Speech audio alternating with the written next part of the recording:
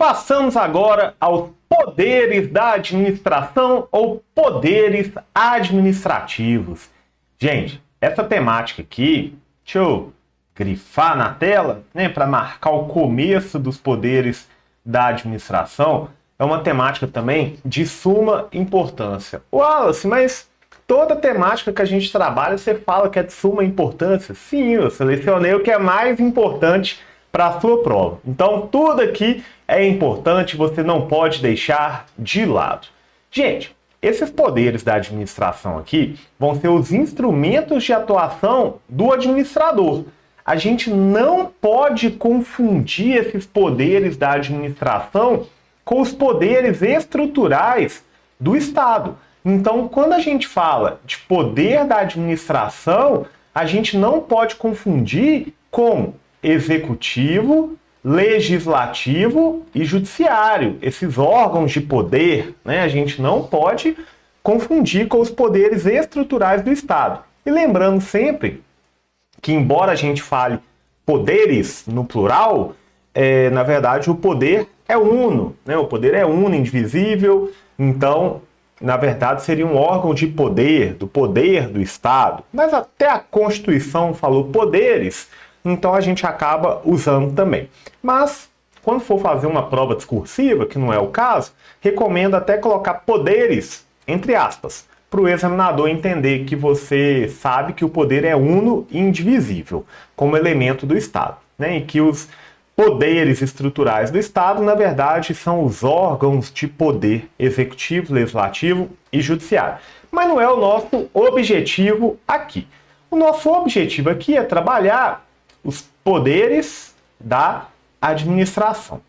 E esses poderes da administração vai ter quem divida aqui, né, esses poderes administrativos, classificar como poderes funcionais, que seria o modo de exercer a função administrativa, né? Então seriam aqui os poderes funcionais, a forma, né, de exercer a função administrativa. Enquanto executivo, legislativo, judiciário, seria aí um centro de imputação do poder estatal. Gente, beleza. Então, vamos trabalhar aqui os poderes da administração. Quais que a gente tem que trabalhar? A gente trabalha 4. São 4 aqui que a gente vai trabalhar. O hierárquico, o disciplinar, que decorre até do hierárquico, o regulamentar e o poder de polícia, tá? Então são os 4 aí que a gente vai trabalhar. E os 4 vão decorrer de quê? Da supremacia do interesse público, tá? Então da supremacia do interesse público. A administração pública precisa de poderes para que ela consiga efetivar o interesse público, tá? Então, gente, isso aqui, inclusive, a gente fala que é um poder-dever.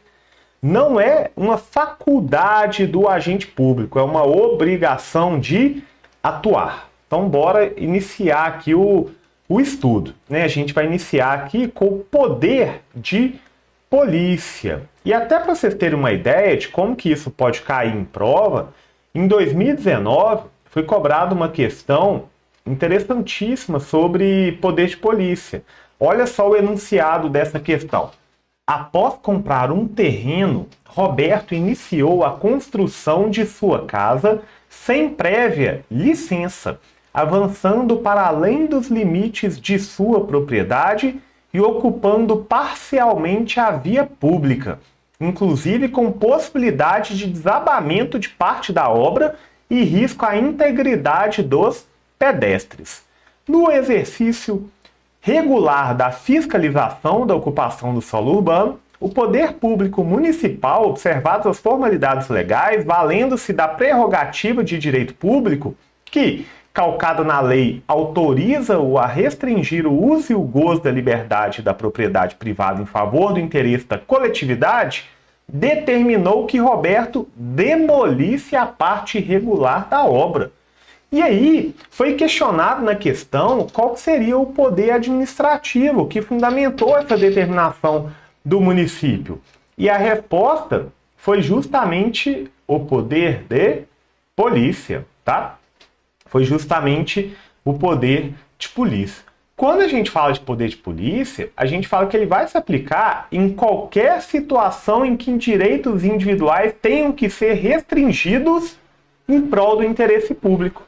E ele tem um aspecto preventivo e um aspecto repressivo. Eu só não quero, gente, que vocês confundam com a polícia judiciária. Então aqui é uma série de coisas que a gente não pode confundir. A gente não pode confundir os poderes estruturais do Estado com os poderes administrativos. Poderes estruturais seria uma questão orgânica e os poderes administrativos uma questão de modo de exercer a função pública. E dentro dos poderes administrativos tem o poder de polícia. E o poder de polícia a gente não pode confundir com a polícia judiciária. Polícia judiciária é para apuração de ilícito penal. Aí isso aqui da polícia judiciária vocês vão deixar lá para o direito penal, para o processo penal. Não é nosso objetivo aqui. Então, olha só o exemplo da questão lá de 2019, que foi um exemplo de poder de polícia. Quando o poder público, aqui está erradinho, mas nada que prejudica, quando o poder público determina uma demolição de uma obra irregular. Eu vou colocar umas questões para vocês também, que vou trazer outros exemplos aí, não deixem de estudar. Vou até mencionar mais uma aqui, deixa eu ver se está no material. Está no material. Olha só, né? Uma outra questão sobre poder de polícia, essa aqui foi cobrada em 2015, que é sobre a possibilidade de delegação do poder de polícia. Olha só a questão. Determinado município resolve aumentar a eficiência na aplicação das multas de trânsito. Após procedimento licitatório, contrata a sociedade empresária Cobra Tudo para instalar câmeras do tipo radar que fotografam infrações de trânsito, bem como disponibilizar agentes de trânsito para orientar os cidadãos e aplicar multas. A mesma sociedade empresária ainda ficará encarregada de criar um conselho de apreciação das multas com o objetivo de analisar todas as infrações e julgar os recursos administrativos. Sobre o caso apresentado, assinale a afirmativa correta. E a afirmativa correta, gente, foi justamente no sentido de que é possível essa contratação de equipamentos eletrônicos de fiscalização, mas o poder decisório não pode ser transferido à empresa. Foi cobrado justamente esse recurso especial do STJ que eu trouxe aqui na tela de vocês. Olha só, as atividades que envolvem a consecução do poder de polícia podem ser sumariamente divididas em 4 grupos, a saber, legislação, consentimento, fiscalização e sanção. Somente os aspectos relativos ao consentimento e à fiscalização são delegáveis. Então, no caso, a fiscalização poderia ser delegável, ou seja, só pode ser delegado os atos estritamente materiais, que antecedem a prática dos atos de polícia.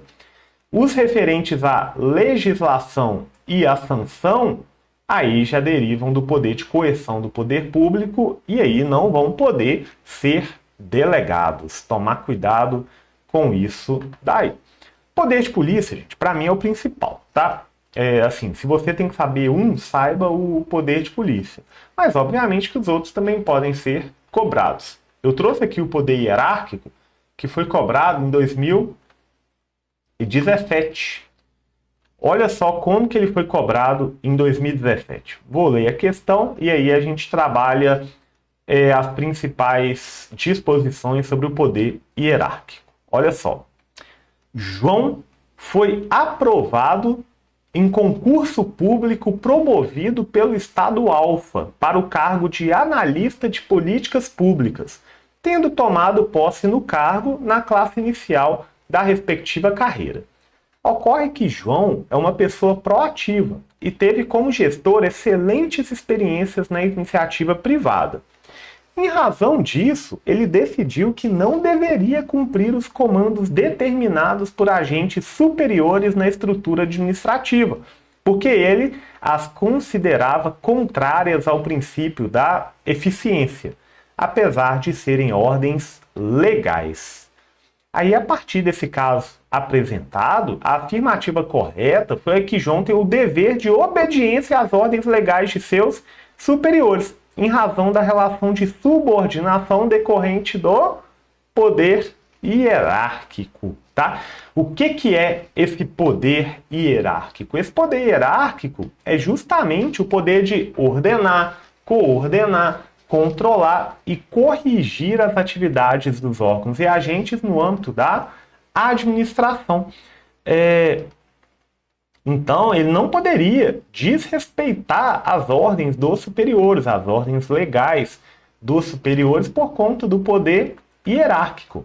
E toda vez que vocês encontrarem delegação e avocação, vai estar justamente dentro do poder hierárquico, tá? Vai estar justamente dentro do poder hierárquico. Quando a gente fala de delegação, é transferir para alguém que está abaixo, né, como regra. E a avocação é quando alguém que está em cima sobe. Então, delegação, vamos colocar aqui, ó, 2 servidores. Delegação para o que está abaixo. Está delegando para alguém que está abaixo fazer. E a avocação para cima. Delegação para baixo, como regra, tá? E a avocação, quem é um superior hierárquico, está avocando, está puxando para si uma função. E isso decorre do poder hierárquico. Pessoal, um destaque aqui é que esse poder hierárquico ele não se manifesta em funções jurisdicionais e legislativas. Isso vai se dar tão somente na função administrativa. Cuidado com isso. E um outro aspecto também que eu queria destacar é que entre a administração pública direta e indireta, vocês já sabem disso, direta, União, Estado, DF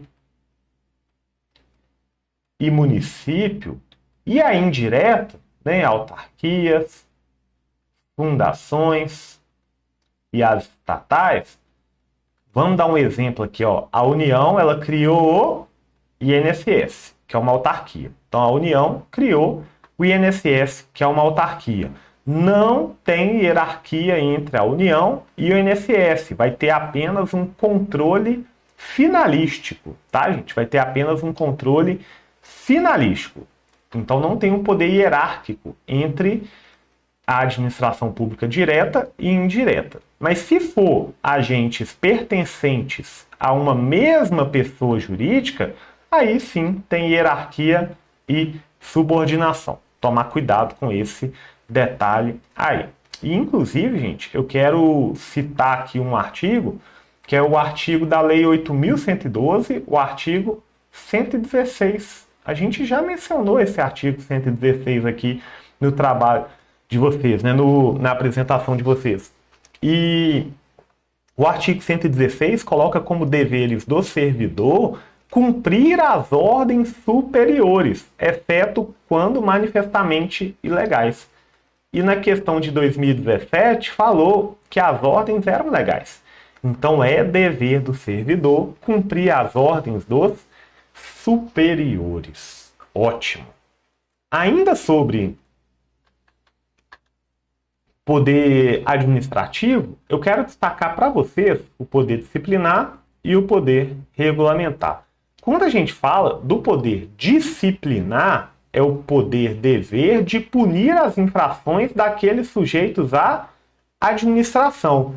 Então, gente, aqui não vai se confundir com o poder punitivo do Estado. Então, aqui é diferente do direito penal. Tá? Então, aqui a gente não está falando de crime, de contravenção penal. A gente está falando de uma infração administrativa. Então, aqui não é lá de crime, de contravenção penal. E também aqui, pessoal, não vai ser uma punição decorrente do poder de polícia, tá? Do poder de polícia administrativo, porque lá pode aplicar uma multa, por exemplo. Não é o caso aqui, tá? Não é o caso aqui. Vamos dar um exemplo. Vamos dar um exemplo aqui, ó. Vamos supor que um particular instalou uma saída de esgoto clandestina em uma lagoa. Se ele levar uma multa, isso é poder de polícia. Isso é poder de polícia, não é o poder disciplinar. O poder disciplinar vai ser imposição de sanções a servidores públicos, tá? A servidores públicos ou a particulares que vão ter um vínculo jurídico específico com a administração. Então, cuidado com isso. E o poder regulamentar decorre da competência de o executivo elaborar atos normativos para viabilizar a execução de lei. Então a gente fala aqui de um decreto regulamentar, por exemplo, tá? Um decreto regulamentar que é para tão somente facilitar a execução de uma lei, para que haja a fiel execução de uma lei. Eu só quero destacar, gente, que os decretos, além de regulamentares, podem ser também autônomos. Os decretos autônomos são exclusivamente nas hipóteses do 84.6 da Constituição. Qual que é a diferença do decreto autônomo para o decreto regulamentar? O decreto autônomo, ele retira o fundamento direto da Constituição. Ele não retira o fundamento de uma lei, como o decreto regulamentar. E esse decreto autônomo vai ser tão somente para a organização e funcionamento da administração federal, quando não implicar aumento de despesa, nem criação ou extinção de órgãos públicos, ou extinção de funções ou cargos públicos quando vagos, ok? Tomar cuidado com isso daí. Dá uma olhada lá no 84.6 da Constituição, que é o caso do decreto autônomo, beleza? Então, algumas considerações importantes sobre os poderes administrativos e, visto isso, a gente pode analisar o processo administrativo. Já clica aí, então, para a gente dar sequência. Valeu!